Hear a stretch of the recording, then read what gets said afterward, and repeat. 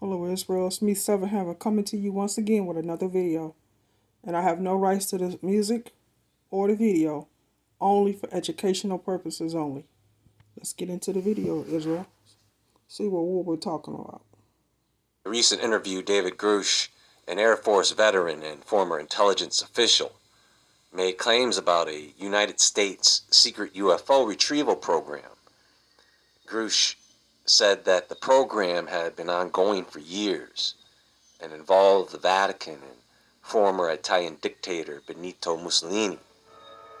But of course, the Department of Defense quickly denied the existence of such a program.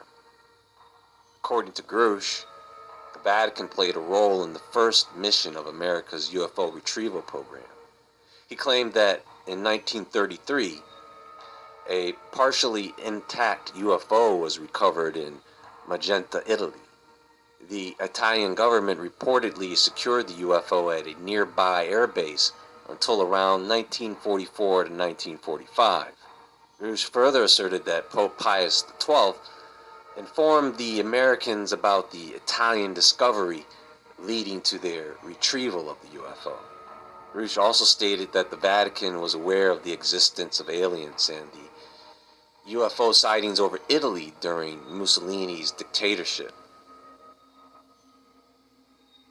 Grush also stated that the Vatican was aware of the existence of aliens and that UFO sightings over Italy during Mussolini's dictatorship were widely known. He argued that the classified nature of the documents and data prevented their disclosure. The Department of Defense then responded to Grush's claims, stating that there was no verifiable information to support the existence of UFO retrieval programs or the possession and reverse engineering of extraterrestrial materials.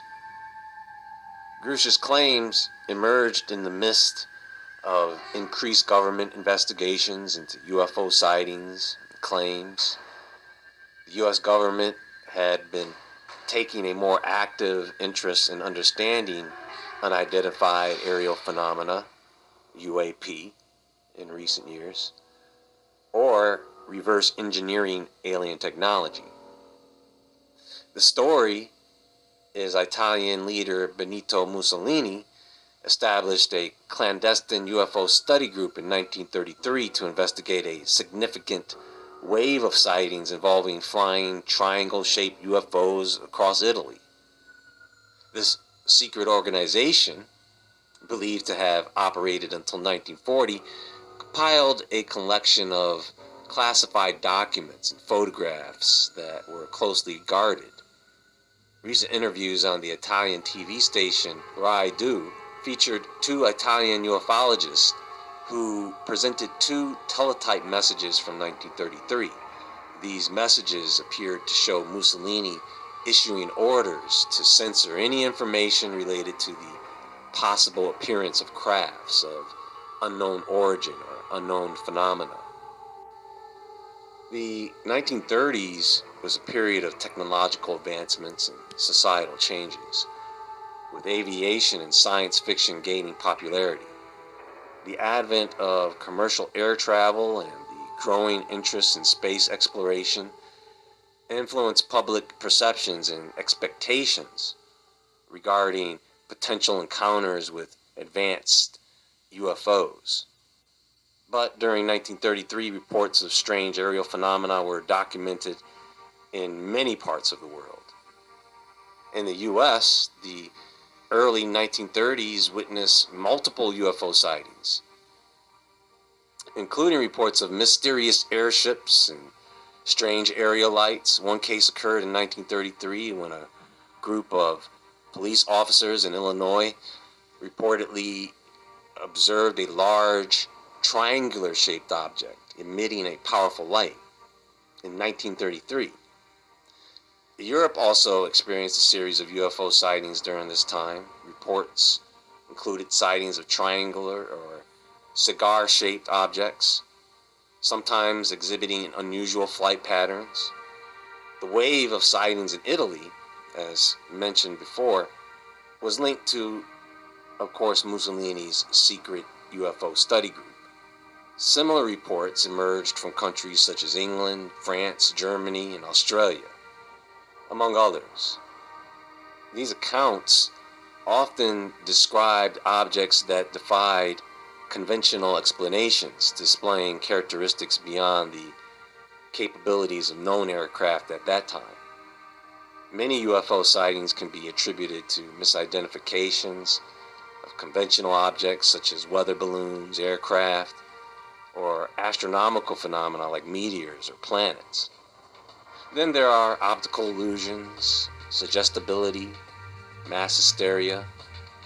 It's also possible that some sightings were intentionally fabricated or exaggerated, either as pranks or for personal gain. CIA document reveals Germany built 3 working UFOs by 1945. Italy UFO crashed behind it. We've got great news for seniors. The Social Security Administration has made a small burial fund available to every senior citizen who qualifies. The CIA's Freedom of Information Act electronic reading room is full of peculiar documents, with many of them showcasing the agency's attempts to monitor technological advancements in other countries, particularly during and after World War II. One such document highlights the claims of renowned German engineer George Klein. According to Klein, though many people believe the flying saucers to be post-war development, they were actually in the planning stage in German aircraft factories as early as 1941, which is right after the investigation of Mussolini's study group. The document references a German newspaper interview with Klein, who discussed his experimental work on flying saucers from 1941 to 1945. Klein said that he was an engineer in the Ministry of Speer, probably refers to Albert Speer, who in 1942 was Minister for Armaments and Ammunition for the Third Reich, and was present in Prague on the 14th of February 1945 at the first experimental flight of a flying saucer. The report stated the flying saucer reached an altitude of 12,400 meters within 3 minutes and a speed of 2,200 kilometers per hour. Klein emphasized that in accordance with German plans, the speed of these saucers would reach 4,000 kilometers per hour. One difficulty, according to Klein, was the problem of obtaining the materials to be used for the construction of the saucers, but even this had been solved by German engineers toward the end of 1945, and construction on the objects was scheduled to begin, Klein added. According to Klein, the Germans had already constructed 3 saucers for testing purposes by 1944. It remains unknown if these saucers were the same Foo Fighters that American pilots reported encountering. So, Klein believed that the Germans had already constructed 3 saucers for testing purposes by 1944. One of the designs was a disc-shaped vehicle with a cabin, built at the same factories responsible for constructing V-2 rockets. The second saucer had a ring shape with an elevated cockpit in the center, and these designs were capable of vertical takeoff and landing, similar to helicopters. The article mentions Nick Cook, an aviation writer who conducted research suggesting that the Nazis were involved in unknown scientific pursuits during World War II, which raises questions about what the United States may have acquired through Operation Paperclip, which brought German scientists to America. According to Richard Dolan, a UFO researcher, Italian researcher Renato Vesco argued that the Germans had developed anti-gravity technology, which eventually led to the development of flying saucers. Vesco claimed that these concepts were later adopted by the Americans and Soviets. The article also mentions the crash of a mysterious UFO in Italy in the 1930s, during Mussolini's rule. The bodies of the occupants and the UFO were allegedly recovered, but the incident was covered up and classified as top secret. Craft's origin was labeled as unknown in Italian documents. It is suggested that Mussolini confided information about the retrieved craft to the Pope, but the Pope became uneasy about it after Mussolini aligned with Hitler's Third Reich. Supposedly, the craft was leaked from the Vatican and brought to the U.S. after the war, where it allegedly remains today.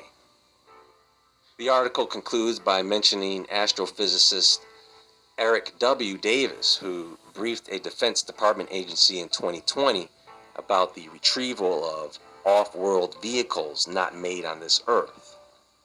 Christopher Mellon, a former Defense Department official, confirmed Davis's testimony and has been speaking out about the UFO phenomenon in recent years.